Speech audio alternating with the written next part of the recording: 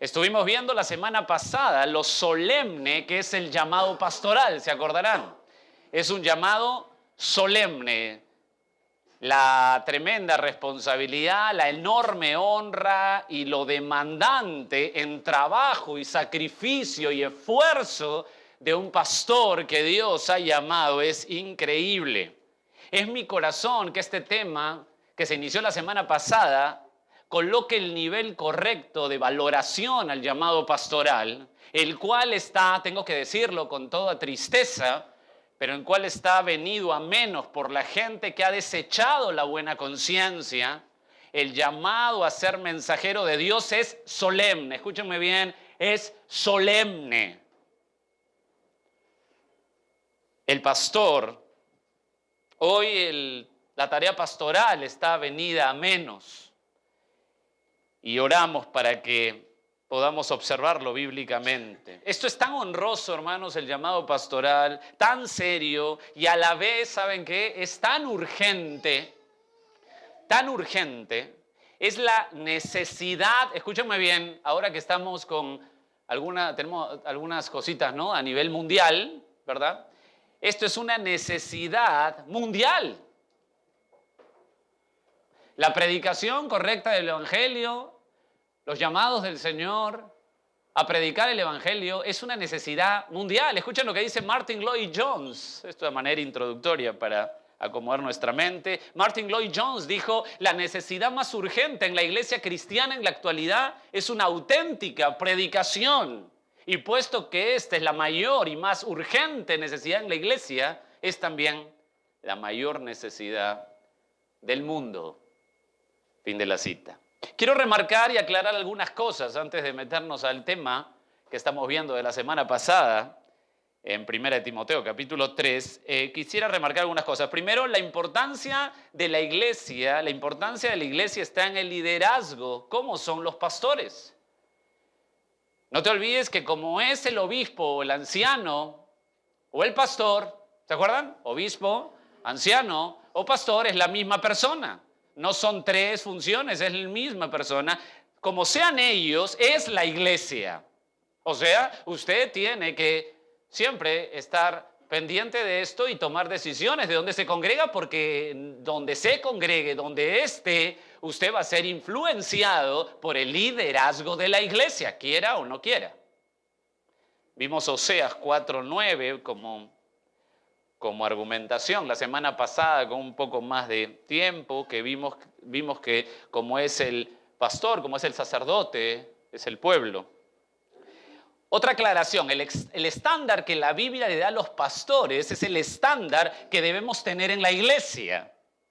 Son marcas absolutas de los líderes, pero eso no quiere decir, ¿se acuerdan bien? Eso no quiere decir que no sean que son solo para los líderes de la iglesia. Se les da a ellos para que los demás, ¿qué cosa tengan que hacer? Imitar. ¿Cómo se define un líder? ¿Saben? Se define con una sola palabra: influencia. Cuando usted asiste a una iglesia, quiera o no, estará influenciado por sus líderes, quiera o no. La Biblia está saturada de esto, lo vamos a ver en el transcurso de este mensaje, pero déjame acomodar más nuestra mente. Quisiera ir contigo a Éxodo capítulo 34. Quiero que veas un poquito esto de la influencia. No estarás en una iglesia y dejarás de ser influenciado. Vas a ser influenciado por los maestros a los cuales tú te expongas. Este tema es vital. Éxodo 34, versos 6 y 7, Dios muestra un poco su carácter y dice ahí: y pasando el Señor delante de él, Proclamó el Señor fuerte, misericordioso, piadoso, tardo para la ira, grande en misericordia y verdad. Verso 7 de Éxodo 34, que guarda la misericordia a millares, que perdona la iniquidad, la rebelión y el pecado, y que de ningún modo tendrá por inocente al malvado, que visita, ¿lo ves ahí?, la iniquidad de los padres sobre los hijos de los hijos, hasta la tercera y cuarta generación. Quiero que por favor tengas este texto claro, porque aquí no podemos nosotros hablar de maldición generacional mágica. Aquí no hay esas cosas de maldición generacional mágica. Aquí lo que hay es una influencia de padres a hijos y de estos hijos a sus hijos. Son influencia. Estar bajo la influencia pesa, estás influenciado.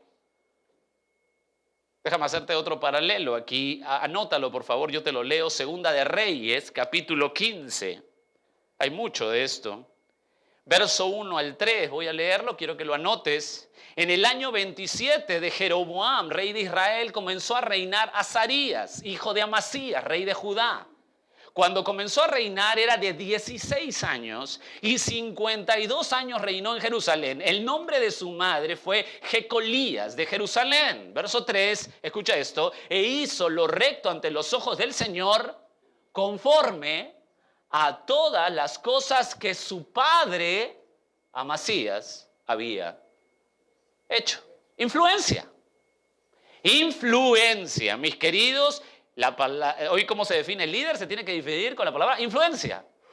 Estar bajo la enseñanza, estar bajo la enseñanza de maestros, líderes, te va a influir. Por eso que hay que escogerlos correctamente. ¿Están escuchando, hermanos queridos? Hay que escogerlos correctamente. Déjame darte una tercera nota. No hablamos de pastores perfectos. Esto voy a aclarar porque hoy nos toca ver las virtudes de un pastor. No estamos hablando de pastores perfectos, es decir, que llega un momento en que hay un líder tan perfecto que no peca, que no falla. Los pastores son necesitados, escúchame bien, necesitados de la gracia. Están necesitados de la gracia. Esta gracia la necesitamos a cada tiempo, a cada momento, como todo creyente. La vida cristiana se define por la gracia. ¿Se acuerdan de la enseñanza de Pablo sobre la resurrección, en donde indica que Jesús se le apareció a él como un abortivo? Y él dice esto en 1 Corintios 15:10. Mira qué claridad tiene de que su llamado es de gracia, que no hay ningún hombre perfecto, que no se equivoque. Pero su llamado es pura gracia, 1 Corintios 15:10. Pero por la gracia de Dios soy lo que soy, y su gracia no ha sido en vano para mí. Antes he trabajado más que todos ellos, pero no yo, sino la gracia de Dios conmigo. La gracia de Dios. ¿Hay pastores perfectos? ¿Hay líderes perfectos que no se equivocan? No, obviamente. La que viene, esta referencia, me encanta, me fascina. Pablo, hablando de su llamado a los gentiles, es decir, a los no judíos, describe esto en Efesios capítulo 3. Puedes anotarlo, Efesios 3 del verso 7. Dice que los gentiles son coherederos y miembros del mismo cuerpo y copartícipes de la promesa en Cristo Jesús por medio del evangelio, escucha, del cual yo fui hecho ministro por el don de la gracia de Dios que me ha sido dada según la operación de su poder. Qué claridad del apóstol, qué claridad debemos tener, qué claridad debe haber en un liderazgo donde sabe que es pura gracia. Pura gracia. Teniendo eso claro, esos 3 puntos, quisiera recordar los puntos del ¿verdad? Quedamos la semana pasada que lo íbamos a ver en 3 puntos de seguro. Primero, el anhelo al pastorado que vimos la semana pasada. No voy a tocar ese punto. El segundo, las virtudes de un pastor. Y en tercer lugar, las marcas del pastor fiel. Hoy día quiero ver contigo las virtudes de un pastor que está en 1 de Timoteo capítulo 3, desde el 2 al 7. Quisiera que me acompañen, por favor, en sus Biblias. 1 de Timoteo, capítulo 3, versos del 2 al 7. Dice así. ¿Están todos ahí? ¿Podemos seguir? Hermanos, tienen Biblia, ¿verdad? Sí. Pero es necesario que el obispo sea irreprensible, marido de una sola mujer, sobrio, prudente, decoroso, hospedador, apto para enseñar, no dado al vino, no pendenciero, no codicioso de ganancias deshonestas, sino amable, apacible, no avaro. Verso 4, que gobierne bien su casa, que tenga a sus hijos en sujeción, en toda honestidad. Pues el que no sabe gobernar su propia casa, ¿cómo cuidará de la iglesia de Dios? No un neófito, no sea que envaneciendo se caiga en la condenación del diablo. También es necesario que tenga buen testimonio de los de afuera para que no caiga en descrédito y en lazo del diablo. Bueno, comenzamos este recorrido. La palabra ahí, cuando ven ustedes el verso 2, pero, lo remarcamos la semana pasada terminando, pero une el verso 1 con el verso 2, pero, ya que es tremenda responsabilidad, ya que hemos explicado el verso 1 del llamado, del anhelo, del deseo, la responsabilidad que conlleva, es necesario, lo que quiere decir, esto es absoluto. ¿Qué cosa es absoluto? Y el autor divide 4 clases de virtudes. La virtud moral, virtud familiar, virtud en madurez, virtud en testimonio. Vamos a tratar de definir los términos lo más claros posibles y detenernos en algunos. ¿Están bien? ¿Están listos? Perfecto. Vamos a hablar de la virtud moral, versos 2 y 3. Pero es necesario que el obispo sea irreprensible, marido de una sola mujer, sobrio, prudente, decoroso, hospedador, apto para enseñar, no dado al vino, no pendenciero, no codicioso de ganancias deshonestas, amable, apacible, no avaro. Hasta ahí me parece que es claro la virtud moral de los pastores. Vamos a comenzar con irreprensible. Irreprensible no solo es la primera virtud que aparece en la lista, escúchame bien, sino que es la que debe ser titulada como la base de las demás. De irreprensible cae como una catarata todo lo demás. De irreprensible viene como una catarata los demás. El término aquí, irreprensible, es la palabra en griego. ¿Están listos para el griego? Están gregorios hoy, muy bien. El término es anepileptos. Anepileptos. Me pongo muy a la mano con esto porque suena a ineptos, ¿no? Anepileptos. ¿Sabes lo que significa anepileptos? No puede ser detenido. Irreprensible es que no puede ser detenido, no puede ser sujeto, sin lugar a hipocresía. Esta definición que viene me fascina, escúchala bien. A uno que no da motivo a otros para que le acusen. ¿Escuchaste lo que es irreprensible? Uno que no da motivo a otro para que lo acusen. Una vida ejemplar. Este término nos lleva a entender que el pastor tiene que tener una vida sin mancha por pecado, por vicios. No quiere decir que no falle, sino que no debe tener defecto obvio en su vida, algo que todos lo puedan apuntar. Escucha lo que estoy diciendo porque esto es vital. Algo que todos lo puedan apuntar. Déjame darte algunos ejemplos. Quisiera ir contigo un ratito sin perder 1 Timoteo a Filipenses capítulo 3. Pablo habla de que todo lo considera pérdida. Quisiera que vayas un ratito a Filipenses 3. Verso 8, por ejemplo, dice que todo lo considera pérdida. Y ciertamente estimo todas las cosas como pérdida por la excelencia ¿de qué? Del conocimiento de Cristo Jesús, mi Señor, por amor del cual lo he perdido todo y lo tengo por basura. Pablo nos habla de que todo lo considera de pérdida por Cristo en Filipenses 3 y que él todavía sigue en la batalla y que no ha logrado la perfección. Mira ahí el verso 12, por favor, de Filipenses 3, 12, no que lo haya alcanzado, ¿lo tienen ahí?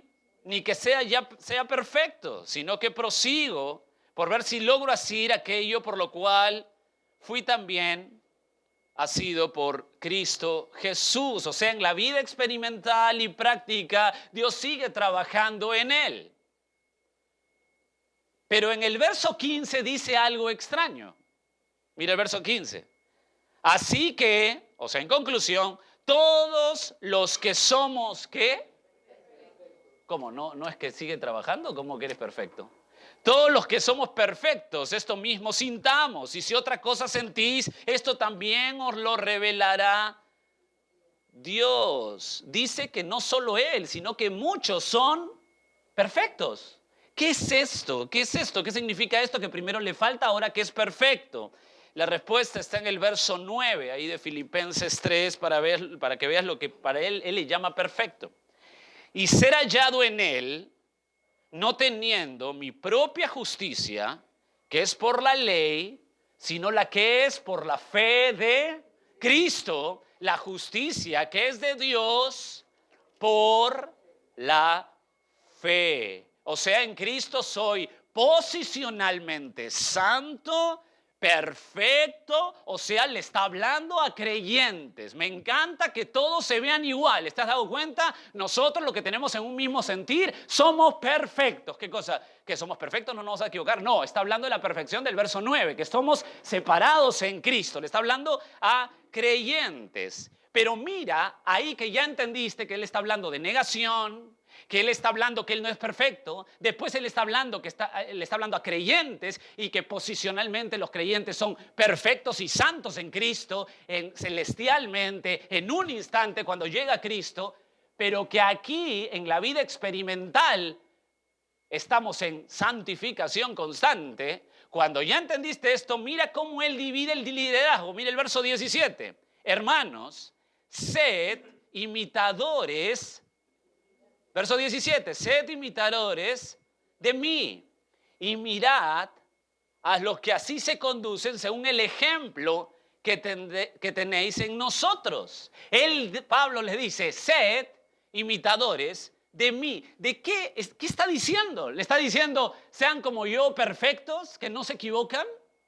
No, obviamente no. Lo que está diciendo que él maneja sus pecados con la palabra de Dios, que está en proceso de santificación, que él no es que no se equivoque, sino que él está guardando sus pecados con la palabra de Dios. No tiene una mancha constante, no lo puedes apuntar a él por algo obvio.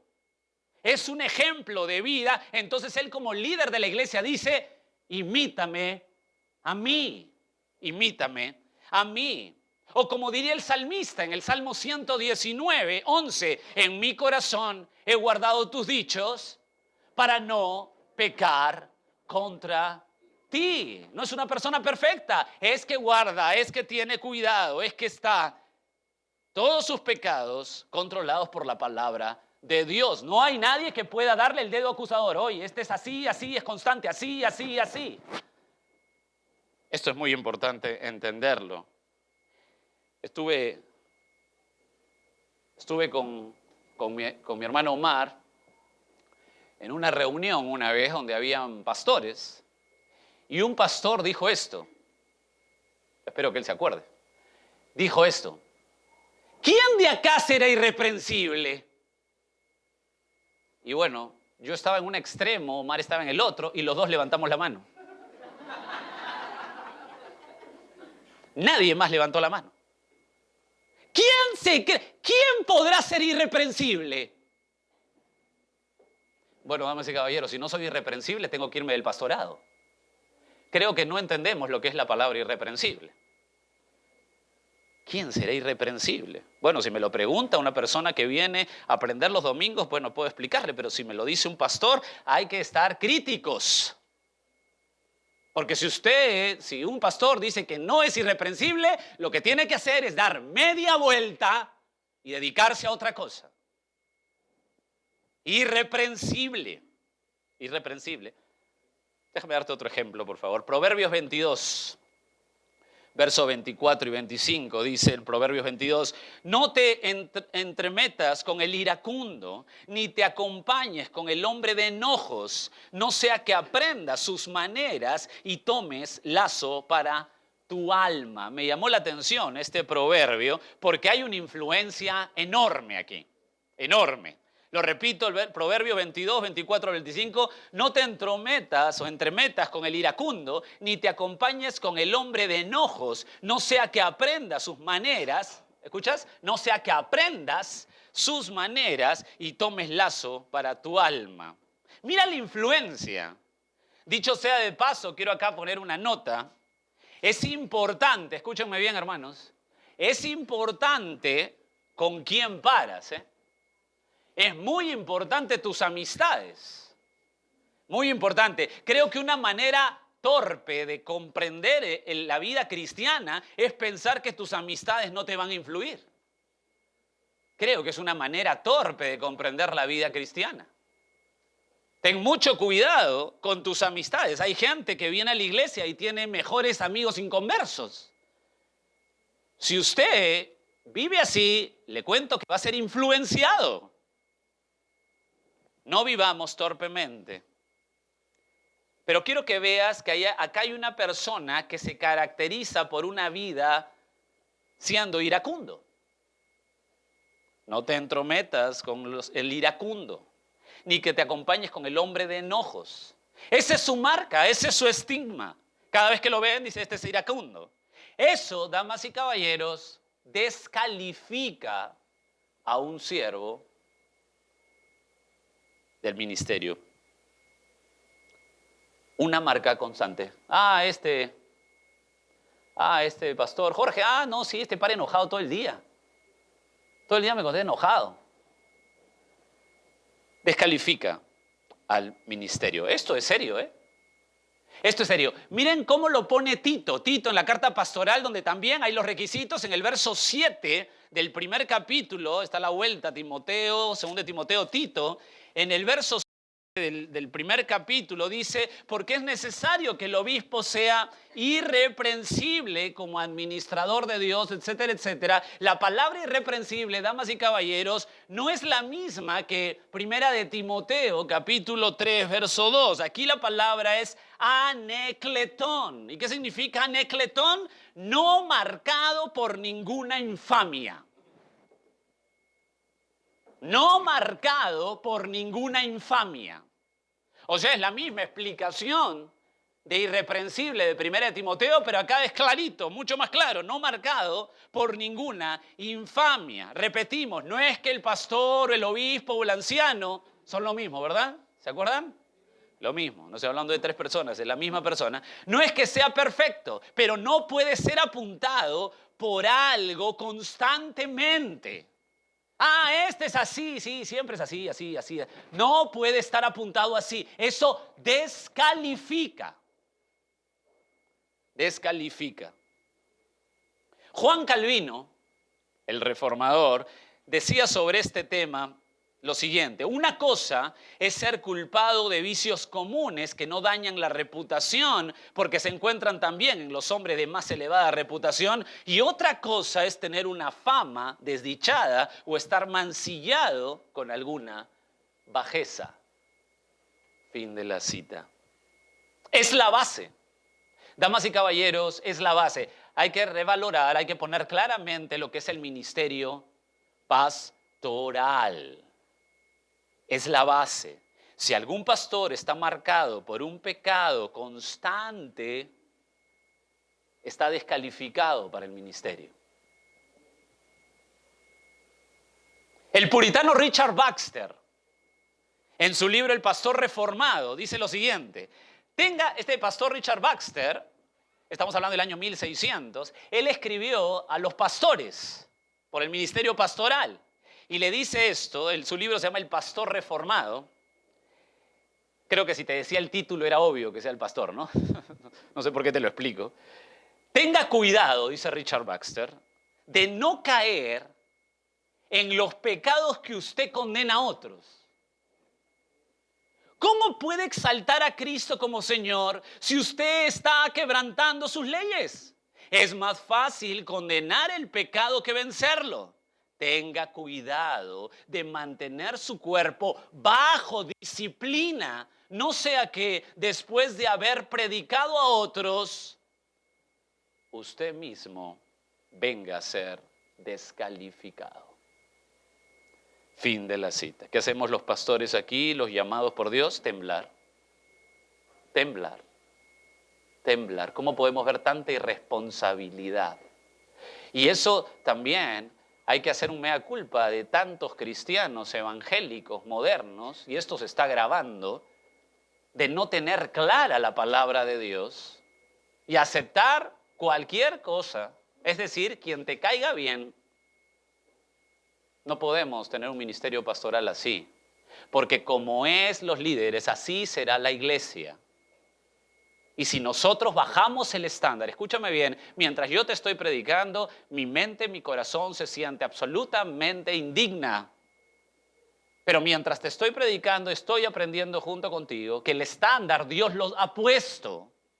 Y no podemos rebajar el estándar para que todo el que quiere y todo el que le guste servir entre al pastorado. No se puede, porque estaríamos ofendiendo a Dios. Entonces, irreprensible es que no es marcado por un pecado constante y común. Avanzamos un poquito.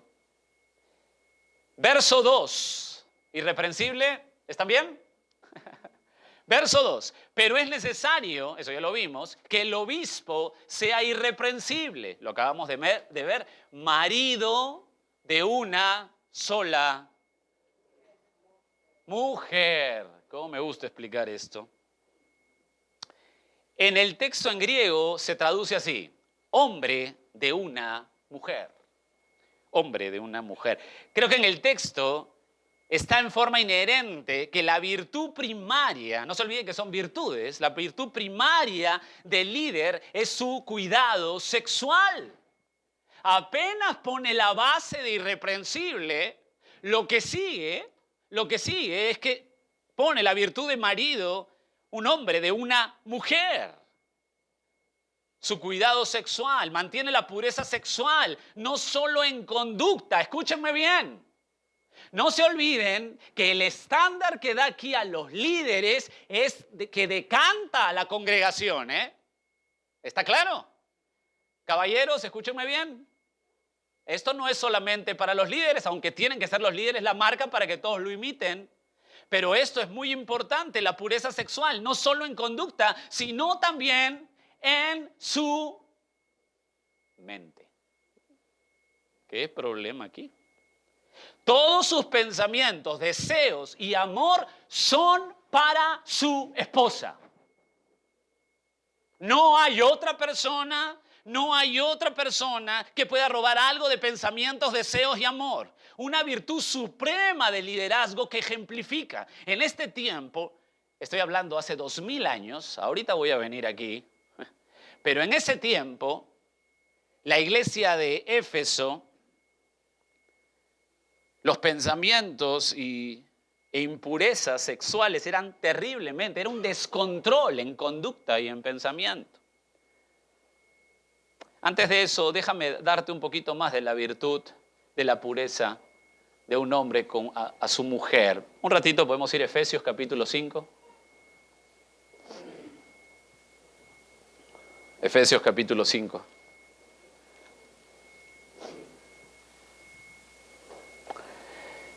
Verso 25. Maridos, amad a vuestras mujeres, así como Cristo amó a la iglesia y se entregó a sí mismo por ella. ¿Te das cuenta de esta tremenda valoración? Hombre, ama a tu mujer, así como Cristo amó a la iglesia y se entregó a sí mismo por ella. ¿Se puede saber si un hombre moriría por su esposa? ¿Se entregaría por su esposa? Si hacemos una encuesta a los casados, disculpe, ¿usted moriría por su esposa si viene una persona con una pistola acá y dice, bueno, ¿a quién mato? ¿A ella o él? Él dice, bueno, a ella porque yo tengo que trabajar mucho. ¿Moriríamos por nuestra esposa? ¿Sabes? Creo que la respuesta es algo clara. Si hoy vivimos para nuestra esposa, entonces moriríamos por nuestra esposa. La virtud es impresionante. Es un liderazgo que ejemplifica, y esto decanta a todos los varones, en este caso, sobre esta virtud, marido de una sola mujer. Mira el verso 29, ahí en Efesios 5, este verso también me fascina. Mira el cuidado que da Dios, porque nadie aborreció jamás su propia carne, sino que la sustenta y la cuida, como también Cristo a la iglesia. Solamente la palabra cuidar, ahí la ves ahí en el verso 29, la palabra cuidar es darle calor. Es la figura de una gallina que está abrazando a sus pollitos. O sea, es una enseñanza muy clara de que el hombre la tiene que proteger, darle calor. Volvemos en la mente, con nuestra mente aquí en 1 Timoteo 3, y esto se tiene que ver claramente en los pensamientos, en la conducta de un hombre que es llamado al ministerio, porque son las virtudes claras de un hombre que ejemplifica esto, que se ve claramente el amor por su esposa, una virtud suprema. Regreso a hablarte de Efesios, porque en ese tiempo, como te dije, la vida en Éfeso era terrible, era escandalosa, descontrolada en el tema sexual, donde la congregación estaba muy propensa a este tipo de pecado constantemente. El escritor y profesor cristiano Everett Ferguson menciona sobre la moral de Éfeso lo siguiente. Escucha lo que dice sobre Éfeso este hombre, este hermano, Everett Ferguson. La historia revela una cultura moralmente depravada en el primer siglo.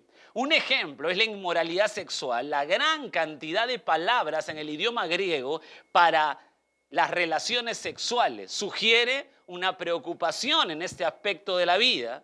Como se notó antes, él estaba hablando antes, el adulterio era frecuente, los hombres solían tener meretrices para el placer físico, la homosexualidad entre jóvenes y entre hombre mayor, jóvenes y hombre mayor y uno menor era aceptado abiertamente. La prostitución en los templos formaba parte de algunos cultos religiosos. Fin de la cita. O sea, era una depravación constante. Depravación constante. Después de 2000 años, hoy, ¿cómo es? Al igual que en el primer siglo en Éfeso, estamos en un ambiente de descontrol sexual y los congregados muy propensos a ser presos de la inmoralidad. Necesitan ejemplos de pureza sexual. ¿Quién mejor que sus líderes de iglesia? Tienen que ser ejemplo. Tienen que tener una virtud clara. Ejemplo. Quiero darte algunas notas aquí que creo que lo merecen para este tema. Marido de una sola mujer no tiene la idea, escúchenme bien, no tiene la idea de que el líder eclesial, escúchenme bien esto por favor, no tiene la idea de que el líder eclesial tenga que ser necesariamente casado.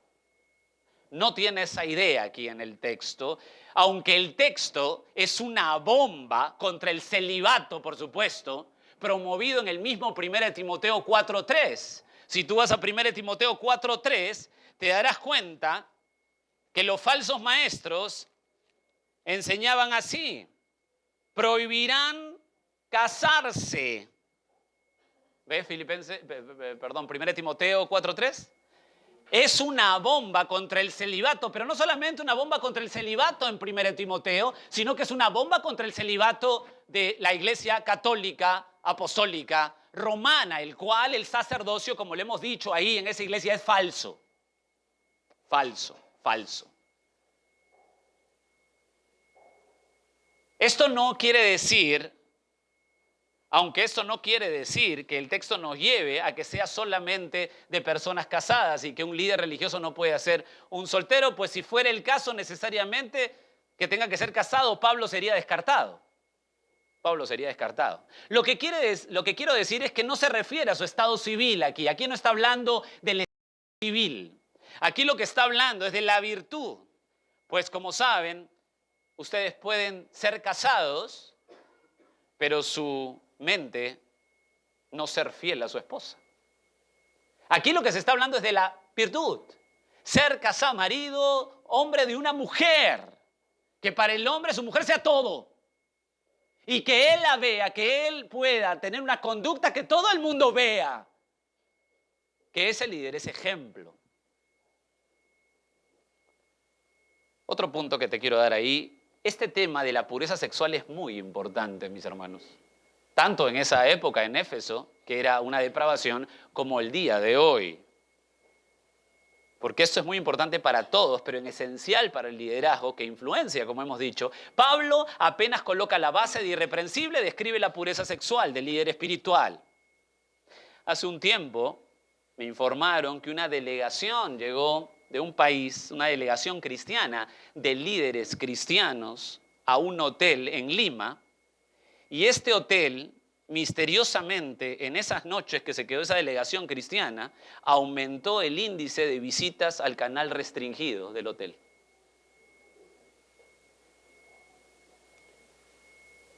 No es novedad la gran cantidad de escándalos sexuales de supuestos pastores o líderes eclesiales, como también las caídas estrepitosas de pastores sinceros en el ministerio.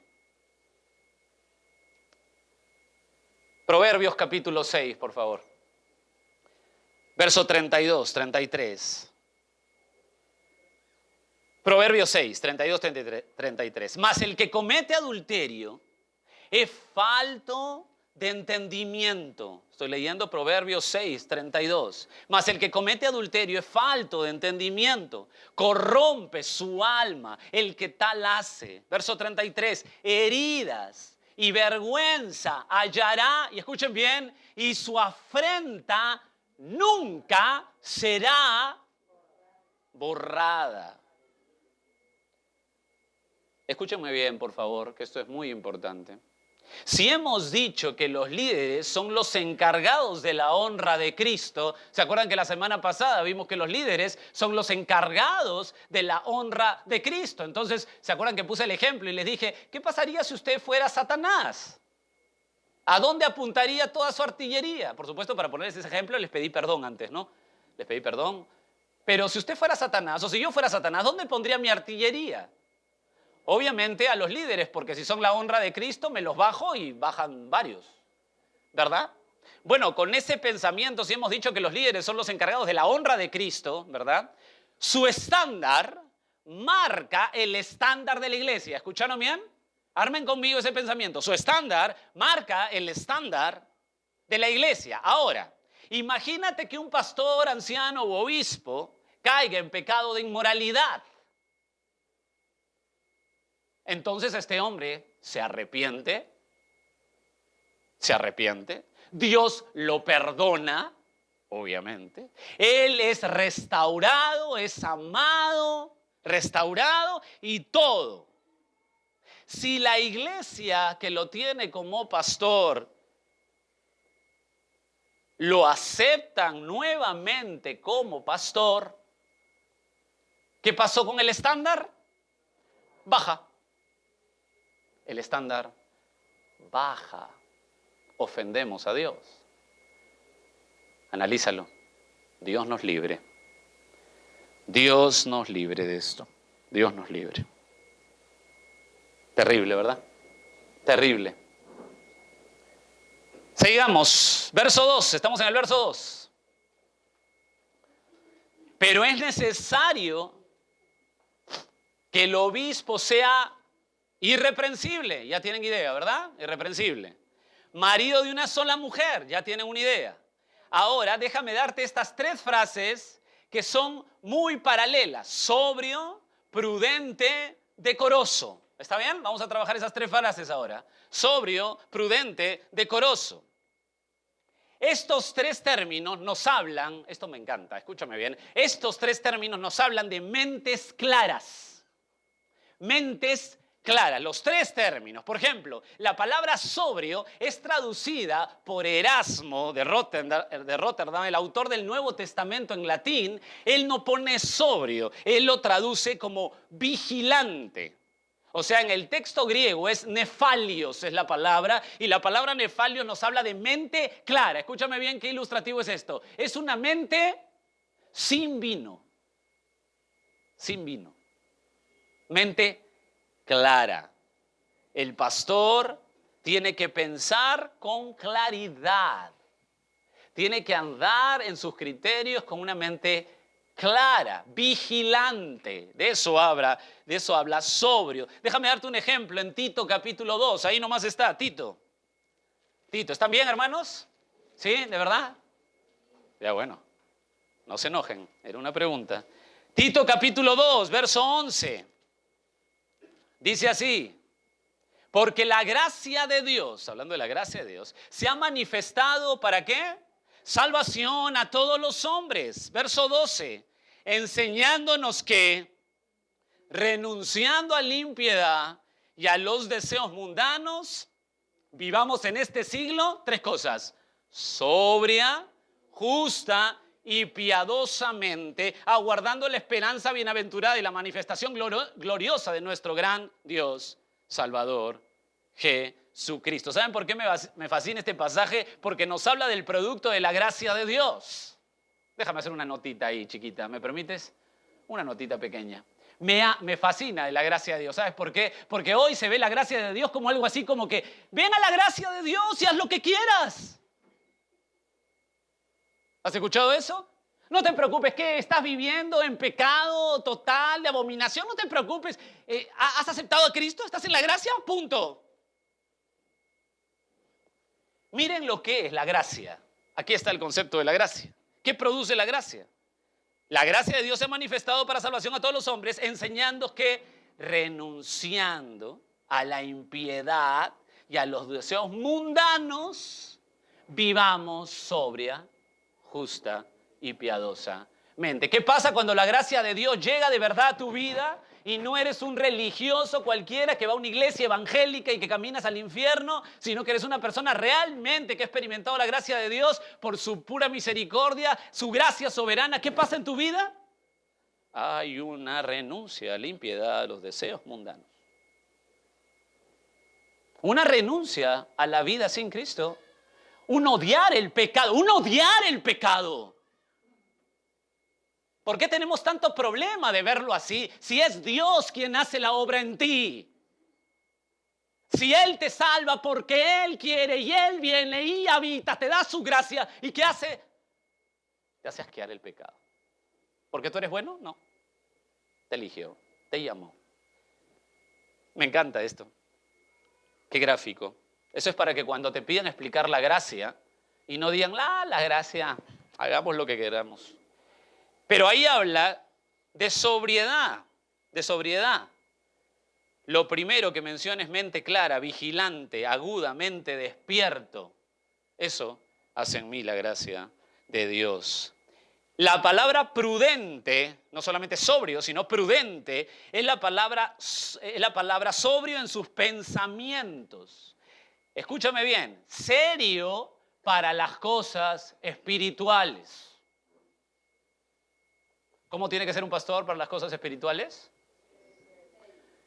Serio. Hagamos risa santa. Gateemos como bebitos. Atontémonos juntos. Serio para las cosas espirituales. Eso no significa que tengamos el ceño fruncido y que Omar y yo no hagamos bromas. Imposible para Omar, imposible hacer eso. Decoroso, la palabra decoroso, prudente, ya vimos que serio en pensamiento, serio para las cosas espirituales. Decoroso, me escucha la palabra en el griego, es bien ilustrativa, es la palabra cosmios, que habla de orden, o sea, una mente disciplinada y lo conduce a una vida disciplinada. Mente disciplinada, vida disciplinada. No tiene nada que ver con la informalidad de este mundo. Todo lo contrario. Increíble. Una mente que esté clara, vigilante, una mente que tenga un pensamiento serio para las cosas espirituales, una mente ordenada, disciplinada, que conduce una vida disciplinada. ¿Te das cuenta que estas virtudes que te estoy mencionando son antagónicas a este mundo? ¿Te das cuenta que son antagónicas a este mundo que plantea, relajémonos? Mejor tengamos una iglesia relajada, para que la gente no se sienta mal. Relajada, relajémonos. Desorden, ¿verdad? Las iglesias carismáticas y el don espiritual, explosivo, como sea, desordenado. Mente abierta, ¿verdad? Ten mente abierta. Bueno, damas y caballeros, el Salmo 19 dice que no tengas mente abierta, que tengas la mente cerrada. Por mente abierta entra una idea y sale corriendo. La mente no la tienes que tener abierta. Será estirada. Sensibilidad antes que verdad. Oye, tenemos que caernos bien unos a otros. La verdad no importa. Seamos informales, es lo más de moda, ¿no? Hay que ser informales. Y si el mundo nos ve informal como cristianos, entonces el mundo va a querer pegarse al cristianismo porque se va a ver informal.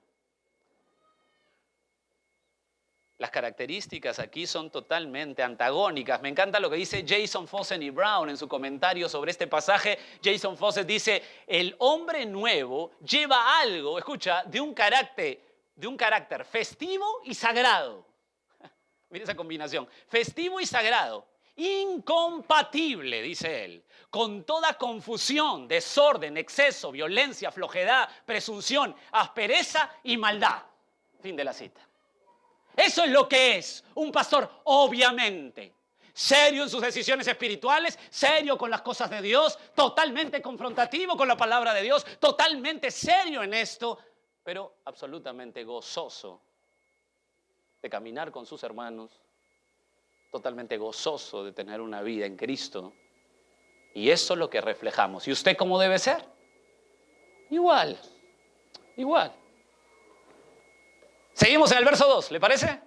Hoy aquí ir al verso 7. No se puede. Pero es necesario que el obispo sea irreprensible. Ya usted tiene una claridad. ¿Qué cosa es irreprensible? Cada vez que usted vaya a cualquier iglesia, tenga que viajar y tenga que ir y diga, bueno, el obispo aquí es irreprensible. Entonces primero le van a decir, no, el obispo no, el pastor. No, es que obispo, pastor, es lo mismo. Bueno, ya, el anciano. No, pastor, no es viejito, es joven. Ya ustedes saben que es lo mismo. El obispo aquí o el pastor o anciano, ¿es irreprensible? Bueno, más o menos. Váyase corriendo.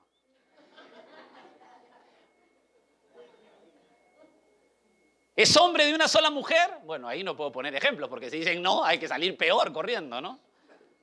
Sobrio, prudente, decoroso, ya ustedes saben que va con la mente, el orden de la mente, la prudencia en la mente, serio para las cosas espirituales. Y dice ahí algo bien interesante, hospedador. Es una palabra compuesta por dos términos, hermanos. ¿Están bien, verdad?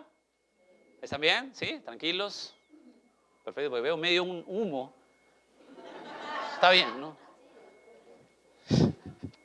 Es una palabra compuesta por dos términos, amor y extranjeros. Amor y extranjeros. Déjame explicarte un poquito. En el primer siglo, hablar de mesones o hablar de posadas era algo terrible. O sea, lugares de quedarse para hospedarse, de quedarse, pasar la noche. Se llamaban mesones o posadas. Era algo terrible. Encontré un documento de una persona, una mujer cristiana llamada Linda McInich Bright, que explica en su documento de cultura antigua, es una creyente, dice que en los siglos, estoy citándole, en los siglos primero y segundo después de Cristo, los alojamientos públicos tenían una mala reputación. Así no es sorprendente que los judíos y los primeros cristianos recomendasen tener la casa abierta para el beneficio de los forasteros. Fin de una cita. Entonces los cristianos que llegaban de todo lugar no tendrían que ir a posadas ni a mesones, que eran realmente terribles. Estuve un poquito metiéndome en este tema. Tú dirás, este pastor, ¿para qué se mete en ese tema? Porque es emocionante meterse, o sea, regresar 2000 años atrás y ver esto, porque tú dices, hospedador, ya vente a mi casa, ¿no? Pero aquí habla, es interesante porque los mesones y posadas eran algo así que tú podías entrar y había al costado un prostíbulo. Y no había problema. No solamente era sucio, pervertido, sino que era carísimo. Entonces ves lo apremiante que tenía que ser el ejemplo pastoral en esa época de ser un hombre hospedador. Venía una persona cristiana, extranjera, y él daba su casa para que pase la noche. Y él ejemplificaba para que todos lo puedan hacer. ¿Entramos al contexto? Nos metemos. Eso es lo que pasaba. En aquellos tiempos, dice el tremendo Juan Calvino en el comentario de 1 Timoteo, en aquellos tiempos la apremiante necesidad obligaba a las iglesias a brindarse ayuda mutua, de modo que se proporcionaban hospedajes unos a otros. Fin de la cita. Obviamente, como les dije, el pastor tenía que dar ejemplo en esto. Déjame ponerlo hoy, 2000 años después, porque ahora ya no mesones y posadas, ya digamos, claro, hay algunos por ahí, ¿no? Pero digamos, podemos conseguir cosas lindas, ¿no? Pero ¿saben qué? Encontré investigando un poquito más la mejor aplicación, creo yo, para esto. La mejor aplicación es que un pastor siempre, no te olvides que están hablando de los requisitos del pastor, el estándar pastoral de las virtudes, es que un pastor siempre tiene que estar disponible para todos. Siempre tiene que estar disponible para todos. Tiene que ser carta abierta, presto a todos. Eso es más fuerte hoy. Porque el término hace 2000 años tenía que relacionarse con mesones, con posadas. Hoy es mucho más fuerte al aplicarlo. Es que un pastor tiene que estar siempre accesible, siempre abierto para todo. Mira lo que dice John MacArthur en su comentario aquí. Me llamó la atención. La vida y hogar de un pastor tienen que estar abiertos para que su verdadero carácter sea manifestado a todos los que llegan, amigos y forasteros. Fin de la cita. Ese es el ejemplo que tiene que dar un pastor. A un pastor tú no lo vas a ver por la predicación. Lo vas a ver por su día a día, por su vida con su familia. Y uno siempre tiene que estar abierto a eso y ser ejemplo a otros para que siempre estemos abiertos a compartir, a estar juntos. ¿Seguimos en el verso 2? Pero es necesario que el obispo sea irreprensible, marido de una sola mujer, ya sabes, irreprensible, marido de una sola mujer, ya tenemos idea, sobrio, prudente, decoroso, hospedador, ya tenemos idea, y esta es la que me fascina, apto para, damas y caballeros, esta es la tarea principal del pastor, obispo o anciano. Esta es la tarea principal. ¿Te acuerdas en Juan 21, cuando Jesús se entrevista en una entrevista para restaurar al apóstol Pedro? ¿Se acuerdan? El apóstol Pedro lo había negado 3 veces. Y en Juan 21, Jesús tiene un encuentro con el apóstol Pedro. ¿Se acuerdan que 3 veces le dice, apacienta mis ovejas, apacienta mis ovejas? Por extensión, este es el llamado a todo pastor. ¿Por qué? Porque las ovejas que se reúnen siguen siendo de Cristo. Siguen siendo de Cristo. Apacienta mis ovejas. Es por extensión el llamado a todo pastor. Esto es vital. No es cuestión solo de conocer, sino de expresar correctamente el conocimiento. ¿Escucharon bien? Escúchenme bien. No es cuestión de que un hombre conozca, es cuestión de explicarlo bien. De tener un don marcado para explicarlo bien. Dios mío, esto tenemos que atenderlo. Esto es un requisito pastoral. Juan Calvino dice lo siguiente: no basta tener profundos conocimientos si no van acompañados del talento para enseñarlos. Fin de la cita. ¿Por qué este don tiene que estar en medio de las virtudes morales de un pastor? ¿Por qué apto para enseñar aparecen las virtudes morales de un pastor?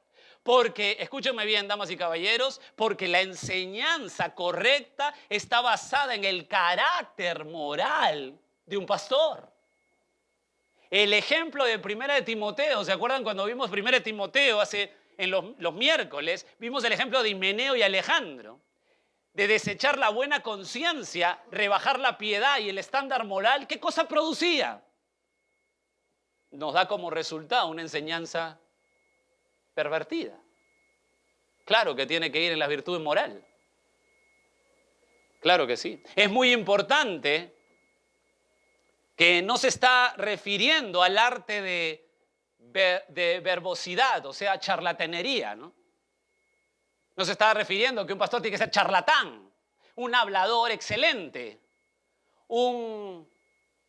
ya saben ustedes, ¿no? Como tenemos en los políticos, ¿no? Y ya saben ustedes a quién me estoy refiriendo.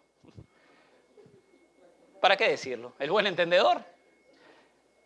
No es charlatanería lo que se está refiriendo aquí en el hablar, sino que es la capacidad de poder dar con entendimiento las joyas que Dios le da a él. Y eso tiene que notarse. Eso tiene que notarse. Esto es clarificante, ¿no? Mira Tito 1:9, por favor. Ahí nomás, porque Tito 1 hace el paralelo a lo que estamos estudiando. Retenedor de la palabra fiel, tal como ha sido enseñada, para que también pueda exhortar con sana enseñanza y convencer a los que contradicen. Se nota con claridad la explicación ahora en Tito 1:9.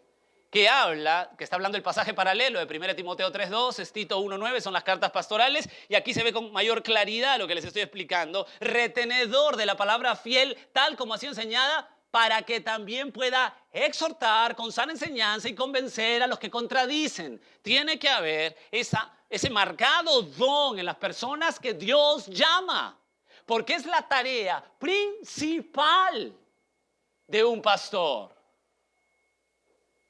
Dios llama a los suyos a enseñar, a predicar y a enseñar lo que Dios dice. Es la tarea principal de los ancianos. Recorre conmigo rápidamente. ¿Tienes tu Biblia en 1 Timoteo? ¿Sí? Ya están medio mareados, ¿no? ¿Están bien? Mira, 1 Timoteo 4:6. Recorre conmigo rapidito, así nomás. Una vista rápida. 1 Timoteo 4:6 dice: si esto enseña a los hermanos, serás buen ministro de Jesucristo, nutrido con las palabras de fe y de la buena doctrina que has seguido. Mira el verso 11 ahí del capítulo 4. Esto manda y enseña. Mira ahí por favor el verso 13. Entre tanto que voy, ocúpate de la lectura, de la exhortación y la enseñanza. Mira el capítulo siguiente, 5:17, por favor. Los ancianos que gobiernan bien sean tenidos por dignos de doble honor, mayormente los que trabajan en predicar y enseñar. Mira el capítulo 6, verso 14. Que guardes el mandamiento sin mácula. Está hablando de la palabra, sin mácula. Sin mácula ni reprensión hasta la aparición de nuestro Señor Jesucristo. Mira ahí el verso 20 en el capítulo 6. Oh Timoteo, guarda lo que se te ha encomendado, evitando las profanas pláticas sobre cosas vanas y los argumentos de la falsamente llamada ciencia. Guárdalo y enséñalo, guárdalo y enséñalo. Enseña. Es la tarea de un pastor. Mira por favor 2 de Timoteo 4:2.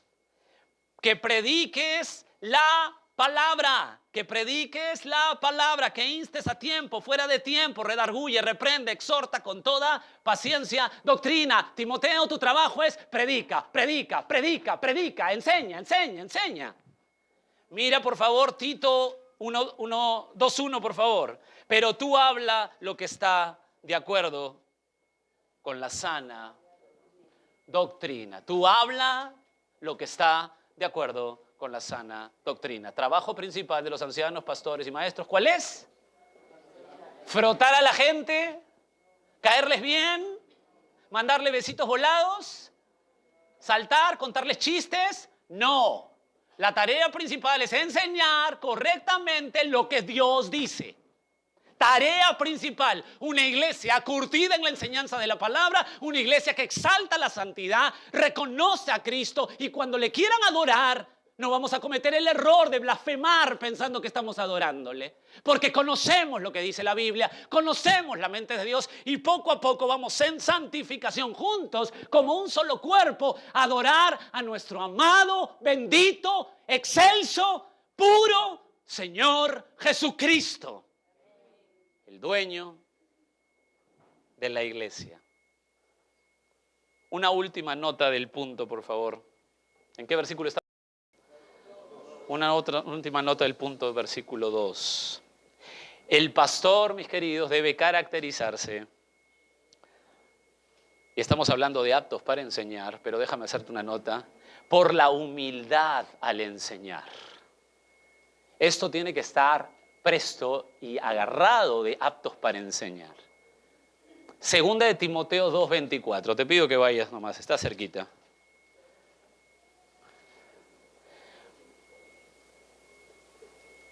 Este pasaje me dijeron que haga un ensayo de este pasaje hace algún tiempo.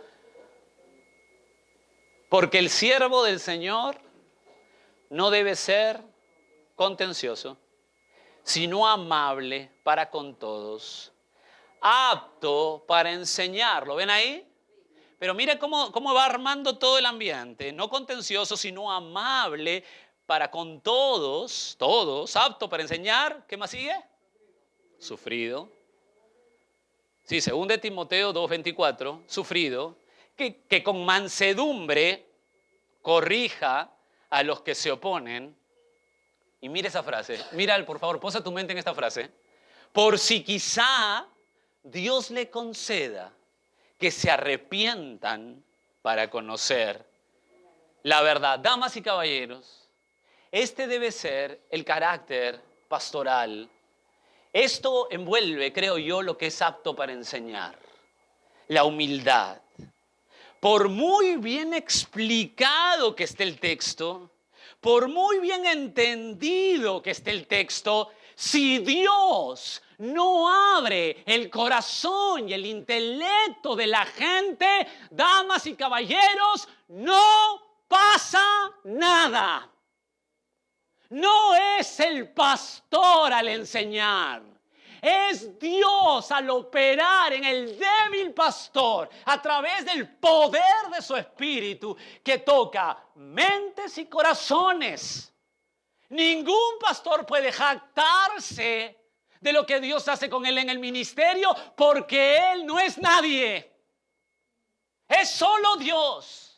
Y el problema que hoy tenemos con los apóstoles, con los no sé qué cosa más hay, con los querubines, arcángeles y no sé qué tontería más hay, todo lo que tenemos el problema es la jactancia de la jerarquía, de la imposición de un hombre que se cree superior. Damas y caballeros, tú reconoces a un pastor porque está sometido a la Escritura, porque su Cristo es su todo y porque él se sabe indigno de dónde está parado.